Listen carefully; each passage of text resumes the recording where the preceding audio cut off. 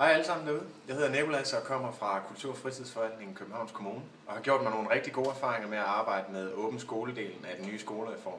Og jeg har 3 lynhurtige anbefalinger til dig, der kommer til at stå i den samme situation fremadrettet. Og punkt nummer 1, det er at huske at investere i relationerne.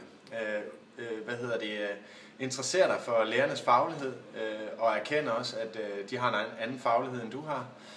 Gå ydmygt til værks, når du kommer ind på lærerværelset, men samtidig udvise noget engagement. Den her kobling mellem både engagement og ydmyghed, synes jeg er enormt centralt.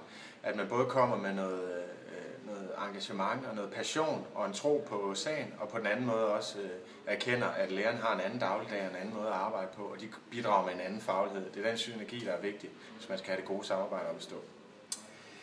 Vær forberedt, inden I mødes med lærerne. Det er enormt afgørende, fordi at lærer har ikke nødvendigvis en time til rådighed, som man nogle gange har for vane eller for uvane at holde møder i andre dele. Så vær sindssygt fokuseret og koncentreret, når du har tiden sammen med møder, eller sammen med lærerne. Hold nogle koncentrerede møder. Vær meget opmærksom på alt, hvad der hedder logistik, læringsmål, de ting, I skal have ud af mødet, når I går derfra. Kontaktoplysninger også for eksempel, så der ligesom er en plan for det videre forløb.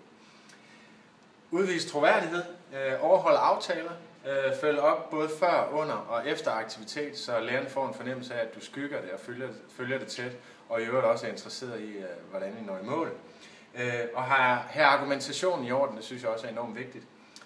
Forklar, hvorfor netop det her forløb, som jeg nu har udvalgt, eller som du foreslår, har en relevans for de børn og for de lærere, du holder med. Tak.